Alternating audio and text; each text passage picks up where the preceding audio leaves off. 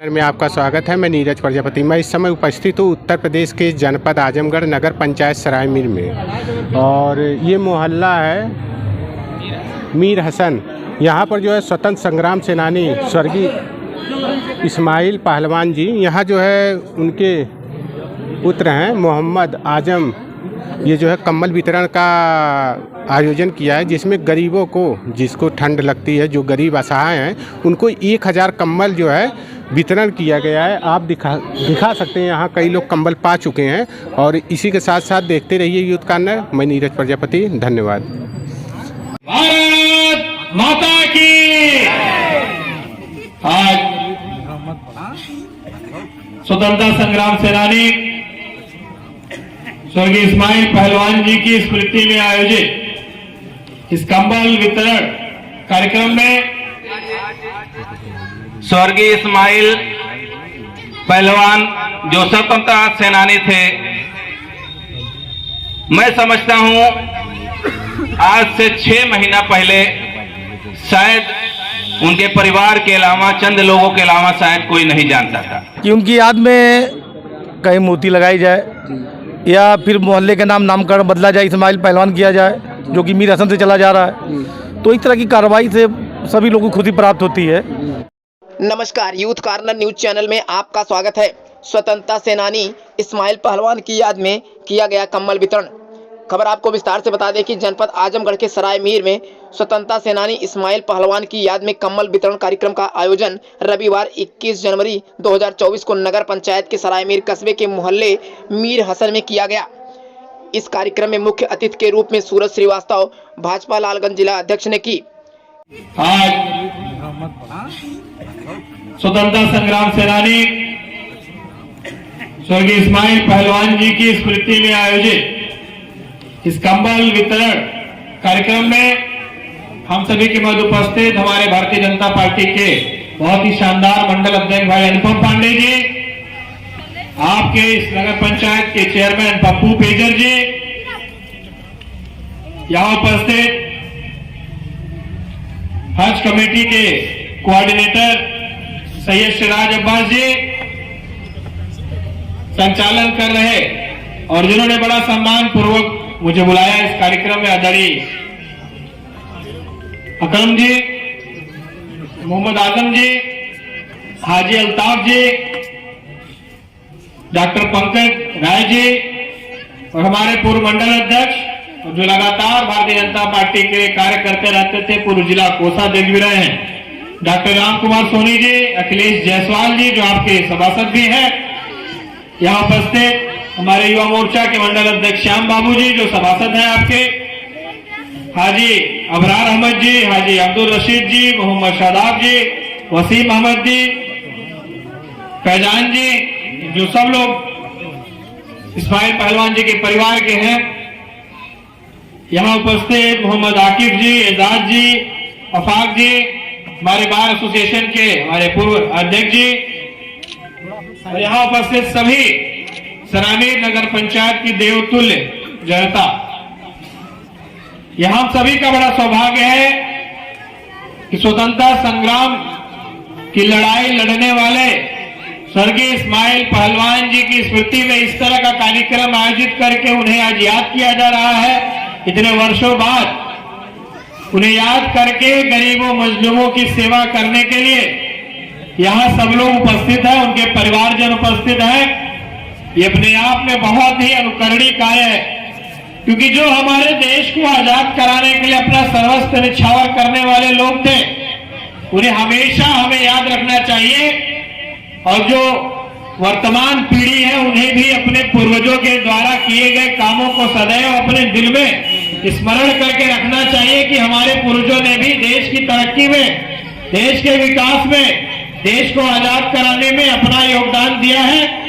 इसलिए आज स्वर्गीय इस्माइल पहलवान जी को मैं नमन करता हूं, अभिनंदन करता हूं, उनको याद करता हूं, उनको अपनी श्रद्धांजलि देता हूं इस कार्यक्रम के द्वारा। और आज हम लोग इसलिए भी चल करके आए कि जब भाई साहब ने बुलाया मुझे, तो मुझे लगा एक बहुत अच्छा अवसर रहेगा जो दिलों के बीच की दूरियां हैं उन्हें मिटाने के लिए। सरायमीर नगर पंचायत में जो अल्पसंख्यक साथी हमारे रहते हैं और न जाने किसी संवाद नहीं होने के कारण हमारे भारतीय जनता पार्टी से नहीं जुड़ पाते हैं, शायद वार्ता नहीं हो पाती है, बातचीत नहीं हो पाती है, आना जाना नहीं हो पाता है और हम एक दूसरे के यहाँ नहीं पहुंच पाते हैं, इसलिए शायद आप मोदी जी से और हमसे दूरी बनाए रखे हुए हैं। उन दूरियों को मिटाने के लिए मैं आपके पास में आया हूं कि हम भी आपके लिए उतना ही चलेंगे। आप मेरे लिए 2 कदम चल करके आएंगे तो हम आपके लिए 10 कदम चलने के लिए तैयार है और आपके हर सुख दुख में हम सहभागिता निभाने के लिए तैयार है।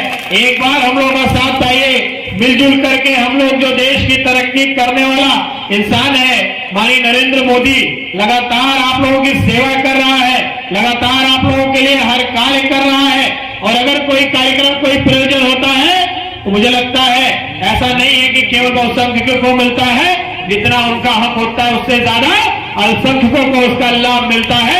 आप लोग इसके प्रत्यक्ष गवाह हैं। आज जब कोरोना काल आया था और हमारे यहाँ सऊदी, दुबई से लगाए, मस्कट से लगाए, ओमान से लगाए, कहीं कोई रहता था वो लोग वापस लौट कर चले आए थे और किसी तरह भी चले आए थे लोग, क्योंकि आने जाने की व्यवस्था भी शायद अच्छी नहीं थी और आने के बाद भी बहुत से ऐसे गरीब परिवार थे जिनके पास खाने के लिए दाने नहीं बचे थे। लोग एक दूसरे से, नाते रिश्तेदारों से सहयोग मांग करके चलने का कार्य कर रहे थे। ऐसे समय में भी आपके प्रधानमंत्री नरेंद्र मोदी जी ने दिल खोल करके 2-2 बार राशन भेजने का काम किया था। आप लोग तक पहुंचा था कि नहीं पहुंचा था? जरा हाथ उठा के बताइएगा ईमानदारी से। कितने लोगों को मिला था? जरा हाथ उठा के बताइएगा। बहुत ईमानदारी से सबको मिला। और राशन नहीं, आपके यहाँ तेल और नमक भेजने का भी काम अगर किया तो आपके माननीय नरेंद्र मोदी जी ने किया था, आपके लिए किया था। तब नहीं पूछा था कोई कि कोई अल्पसंख्यक है कि कोई बहुसंख्यक है। जो देश का नागरिक था उसको देने का काम आपके मोदी जी ने किया था, बिना किसी भेदभाव के किया था कि नहीं किया था? मेरी बात से सहमत है कि नहीं सहमत? कोरोना का वैक्सीन जो लोग आपके रिश्तेदार दुबई में रहते होंगे, सऊदी में रहते होंगे, जरा पूछिएगा, लोग उसके लिए तरस जा रहे थे कि वैक्सीन लग जाए और हम कोरोना से बच जाए। वहां पैसा दे दे करके लोगों ने वैक्सीन लगवाई थी। इसमें से जितने लोग बैठे हैं मुझे लगता है सबको वैक्सीन लगी है। लगी है कि नहीं लगी है? 1 रुपया कोई मांगा था क्या आपसे? कोई मांगा था क्या आपसे? और यही नहीं, आज आपके देश की तरक्की में आपके मोहल्ले की सड़क अगर बननी है तो यह पूछा नहीं जाता है कि अल्पसंख्यक चलेगा उस पे कि बहुसंख्यक चलेगा उस पे। सबके लिए बराबर की व्यवस्था, चाहे शौचालय बनवाना हो, चाहे आवास बनवाना हो, चाहे सड़क बनवानी हो, चाहे राशन अभी तक मुफ्त देना हो, एक बराबर का काम अगर कोई कर रहा है तो आपका नरेंद्र मोदी जी कर रहे हैं। इसमें हम सब लोगों को मिलकर के अगर देश की तरक्की हो रही है, आज आपके आजमगढ़ में ही विश्वविद्यालय बनकर के तैयार हो गया है आजमगढ़ शहर में।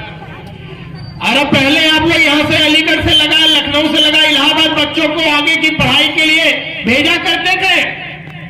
अब आपके जब आजमगढ़ में आपका विश्वविद्यालय बन गया है, यहीं से जाएगा और चलाएगा शाम तक। तो जो दिल्ली में रहता था, जो अलीगढ़ में रहता था, जिसको 10,000 रुपया महीना आप खर्चा और पानी के लिए और पढ़ने के लिए भेजते थे, वो नहीं ना भेजना पड़ेगा। वो किसका लाभ हो रहा? आपके लोगों का लाभ हो रहा है।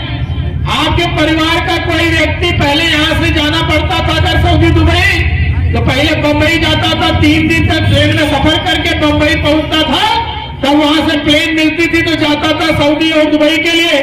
आज आपके आजमगढ़ में, मंदुरी में एयरपोर्ट बनकर के तैयार है। इसी महीने या अगले महीने में यहीं से फ्लाइट शुरू हो जाएगी। अब यही फ्लाइट में बैठेगा, 1 दिन बैठेगा, दूसरे दिन तक पहुंच जाएगा, दुबई में पहुंच जाए, चाहे सऊदी पहुंच जाएगा। ऐसा अंतरराष्ट्रीय हवाई अड्डा बन करके आपके आजमगढ़ में तैयार है। हमारी खुशनसीबी है कि नहीं है? आप बताओ। कार्यक्रम में लगभग 1000 कम्बल बांटा जाना बताया गया। इस अवसर पर स्वतंत्रता सेनानी इस्माइल पहलवान, जो देश की आज़ादी में सुभाष चंद्र बोस नारे से प्रभावित होकर सब कुछ त्याग कर देश को आज़ाद कराने की लड़ाई में कूद पड़े थे। यूपी सरकार ने इस्माइल पहलवान की सुधली और उनके नाम पर सिलापट्ट डाकखाने के पास प्राइमरी स्कूल पर सिलापट्ट लगवाया गया और इनके परिवार के लोगों को सम्मानित भी किया गया।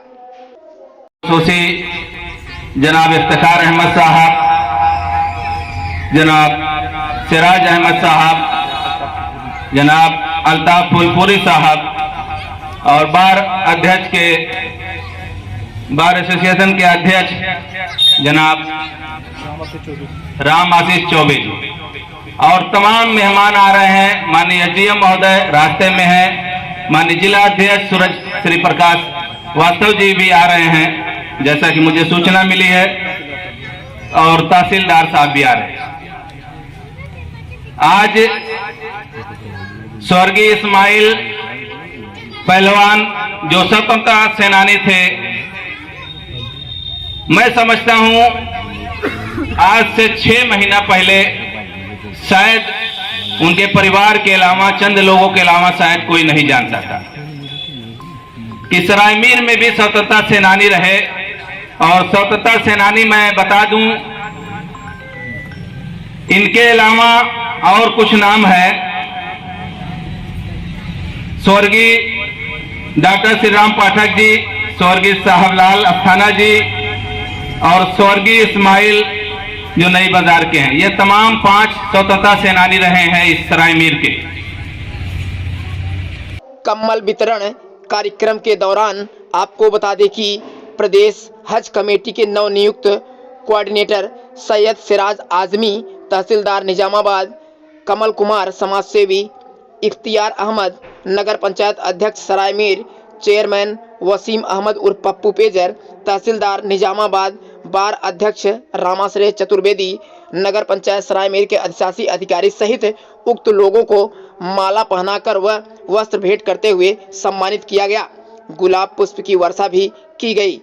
इस कार्यक्रम में स्वतंत्रता सेनानी के परिवार की तरफ से आयोजित कार्यक्रम में जिस मुख्य आयोजक मोहम्मद आजम एडवोकेट अलीगढ़ ने किया। मौसम खराब होने के कारण काफ़ी देर से कार्यक्रम शुरू हुआ, जो देर शाम तक चलता रहा। अंत में काफ़ी लेट आए उप जिलाधिकारी निजामाबाद संत रंजन भी कार्यक्रम में पहुंचे। कम्बल देने के लिए महिलाएं व पुरुष काफ़ी संख्या में मौजूद रहे। पुरुष कम्बल पाने के बाद उनके चेहरे पर काफ़ी खुशी नजर आई। कार्यक्रम का संचालन शेर अफगन सिकरौरी ने किया।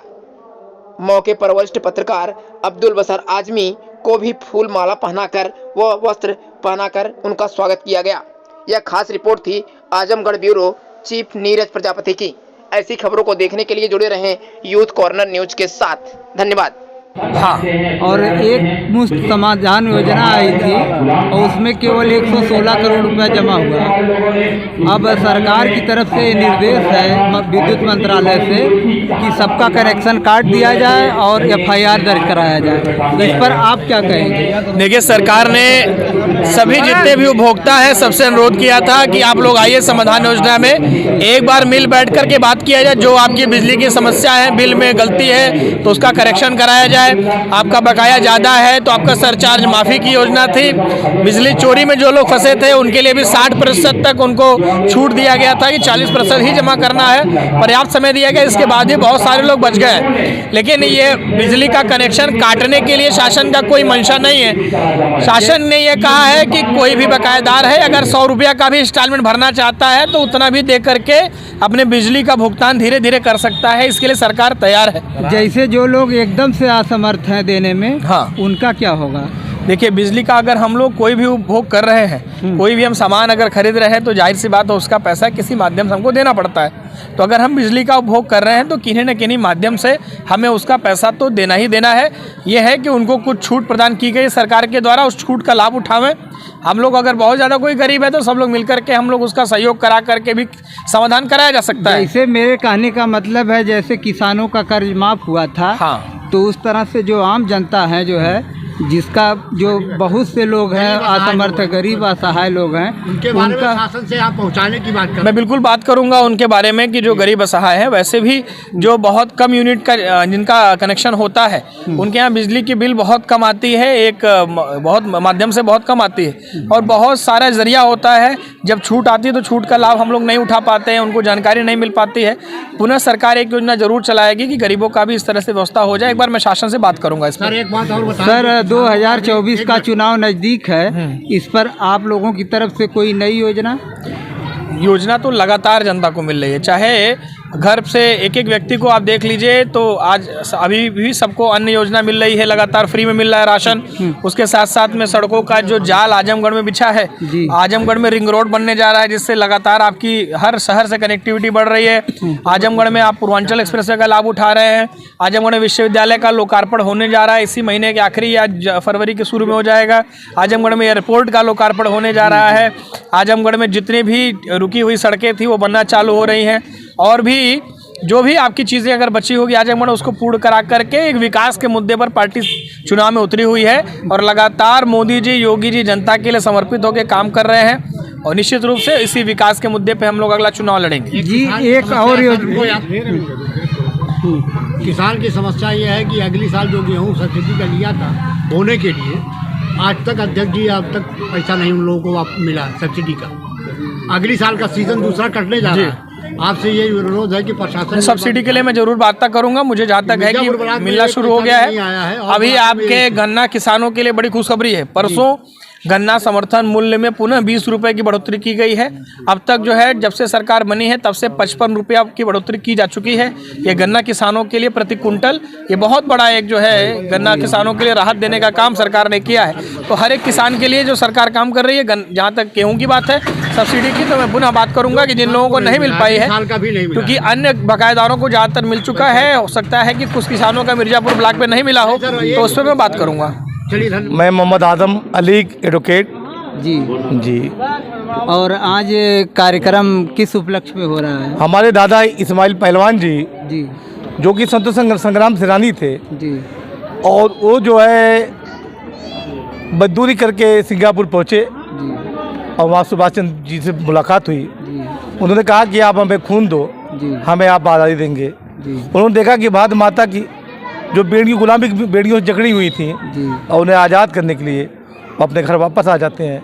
सन 1942 में जो काम रोको आंदोलन चलाया जाता है तो अंग्रेज़ों की गाड़ियाँ यहाँ ना आ पावें, उन पटरियों को उखाड़ा जाता है और जिसमें उनको सज़ा भी दी जाती है। इस मकसद से आज हम उनको याद कर रहे हैं कि लोग उनको जानें और इसी बहाने हम देश सेवा में आगे कार्यरत रहे, और आपने जो हमें सम्मान दिया। क्या इसी तरह से कार्यक्रम जो है हमेशा हर साल इस तिथि पर करवाते रहेंगे? 1000 कंबल बांटने का हमारा प्रोग्राम था जी, और हमने जो सफलता पाई, जो हमको सम्मान मिला और जो सब लोग आए, इस तरह की कार्रवाई हम आगे करते रहेंगे और आगे भी इस तरह कार्रवाई जारी रहेगी।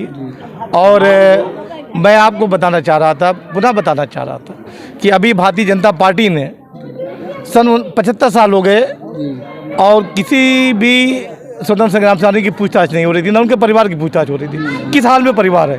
माननीय आदित्यनाथ योगी जी ने एक खुला संदेश दिया कि उनके परिवार को देखा जाए किस हाल में है। हम लोग के पास मजिस्ट्रेट आए और हम लोग को बुला के 15 अगस्त को सम्मानित किया गया और हमें उनके नाम से शिलापट भी। हम ये चाह रहे हैं कि जो ये मोहल्ला हमारा है वो इस्माइल पहलवान के नाम से मोहल्ले के नाम किया जाए। हम SDM साहब से मांग करते हैं, माननीय हम जिलाधीश से मांग करते हैं कि उनके नाम से इस मोहल्ले का नाम इस्माइल पहलवान रखा जाए, जिससे हमें खुशी होगी कि उनकी याद में कहीं मूर्ति लगाई जाए या फिर मोहल्ले के नामकरण बदला जाए, इस्माइल पहलवान किया जाए, जो कि मीर हसन से चला जा रहा है। तो इस तरह की कार्रवाई से सभी लोगों को खुशी प्राप्त होती है और इस तरह कार्रवाई होनी चाहिए कि नाम मोहल्ले का बदला जाए और उनके नाम की चौक पे मूर्ति लगाई जाए। क्या आप गौरवान्वित महसूस करते हैं कि नहीं अपने दादाजी पर? बहुत ज़्यादा। देश के लिए हम भी कुर्बानी देंगे, हमारे दादाजी ने भी कुर्बानी दिया है।